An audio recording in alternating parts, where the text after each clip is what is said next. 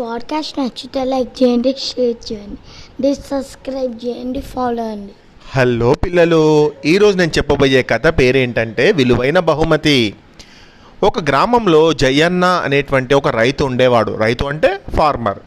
జయన్నకు పెద్దయ్య, సుబ్బయ్య, చంద్రయ్య అనే ముగ్గురు కొడుకులు ఉన్నారు. ఒకరోజు జయన్న ఎద్దుల బండిలో వెళుతున్నప్పుడు గాడిద అరవడంతో ఎద్దులు బెదిరి పరుగందుకున్నాయి. ఎత్తైన రాయి మీదకు బండి చక్రం ఎక్కడం వల్ల ఆ అదురుకు జయన్న కింద పడ్డాడు. పాపం, అతని కాలు విరిగింది, తలకు కూడా దెబ్బ తగిలింది.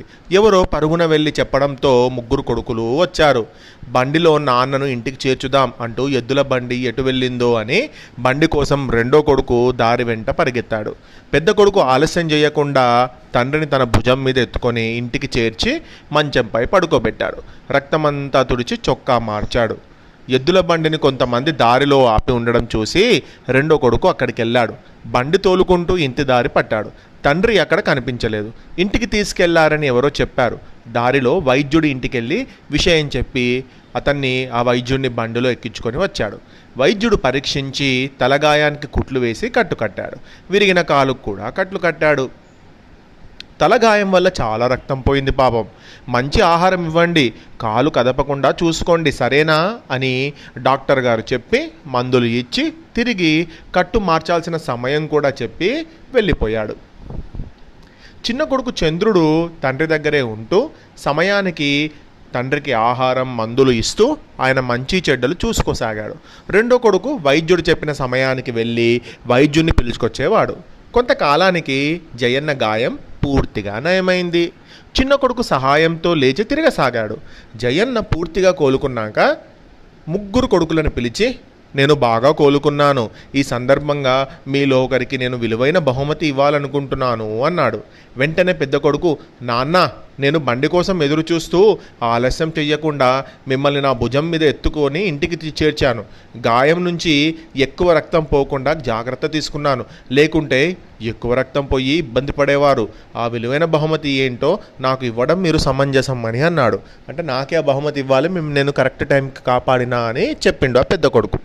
రెండో కొడుకు సుబ్బయ్య ఏమన్నాడంటే, నాన్న, నేను ఆలస్యం లేకుండా వెంటనే డాక్టర్ని తీసుకొని వచ్చాను కదా, కాబట్టి ఆ చెప్పిన సమయానికి వెళ్ళి పిలుచుకొని వచ్చి కట్లు కూడా మార్పించాను. విలువైన బహుమతి నాకే ఇవ్వాలి నాన్న అన్నాడు. తండ్రి పూర్తిగా కోలుకునే వరకు తండ్రి దగ్గర ఉండి రాత్రి పగలు ఆయన మంచి చెడు చూసిన చిన్న కొడుకు చంద్రయ్య మౌనంగా ఉండిపోయాడు. తండ్రి చంద్రయ్యతో ఇలా అన్నాడు. ఏమన్నాడు?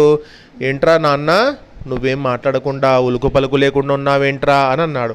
నాన్న, మీ రక్తం చాలా పోయింది, ఏం జరుగుతుందో, ఈ వయసులో విరిగిన కాలు అతుకుతుందో లేదో అని నేను రోజు చాలా ఆందోళన పడ్డాను నాన్న. భగవంతుని దయ వల్ల మీరు కోలుకున్నారు, మునుపటిలాగా తిరుగుతున్నారు. నాకు ఇంతకంటే విలువైన బహుమతి ఏముంటుంది చెప్పండి? నాకు మీరే విలువైన కానుక, నాకు ఇంకేమీ బహుమతులు వద్దు నాన్న అన్నాడు. ఆ మాటలకు జయన్న కళ్ళల్లో నీళ్లు తిరిగాయి. పెద్ద కొడుకు, రెండో కొడుకు సిగ్గుతో తలదించుకున్నారు. అంటే మీరు కోలుకోవడమే మాకు విలువైన బహుమతి నాన్న, నాకు మీరు గిఫ్ట్ ఇవ్వాల్సిన నాకు అవసరం లేదు అని చిన్న కొడుకు అన్నాడు. ప్రేమ, అనురాగం, ఆప్యాయత ఉన్న దగ్గర గిఫ్ట్స్ ఇచ్చినా ఇవ్వకున్నా ప్రేమ అనేటువంటిది మనం తల్లిదండ్రుల మీద చూపించాలి, గౌరవం అనేది తల్లిదండ్రుల మీద చూపించాలి అని చెప్పేదే ఈ కథ. ఇంతటి చక్కటి కథ రాసిన వారు డికే బాబు గారు.